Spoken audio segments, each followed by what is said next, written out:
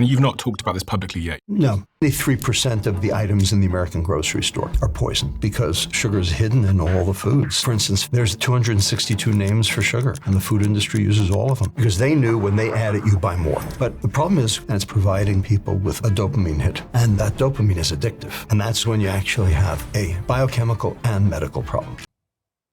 Now, that pain can turn inward, and we call that depression. And right now, 29% of Americans are depressed. And 4.4% of the entire world is depressed. You have to, work with them and work with their parents in order to, basically turn over the entire pantry. Because the sugar is hidden in all the foods, I mean, there are 262 names for sugar, and the food industry uses all of them.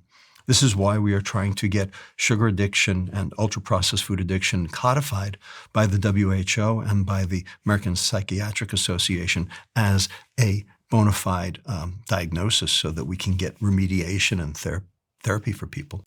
A paper just came out like 3 days ago in Annals of Neurology basically showing that non-nutritive sweetener consumption, so diet sweetener consumption, correlates with dementia.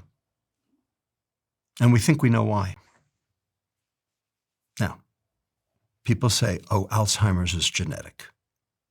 Garbage. There is a genetic component to Alzheimer's. I'm not arguing that. There is. Okay? This is this thing called ApoE4.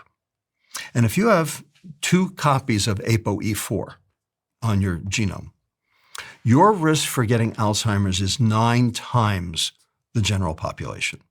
That is absolutely true. I don't disagree with that. So ApoE4 is not a good thing. I'm not arguing that. Once upon a time in evolution, having 2 copies of ApoE4 was good because it meant you got fat up to your brain pretty fast. But we don't need that right now. That's kind of an old news kind of issue. People who have double doses of ApoE4 are at higher risk. There is absolutely no question about that. But they can mitigate that risk if they change their diet.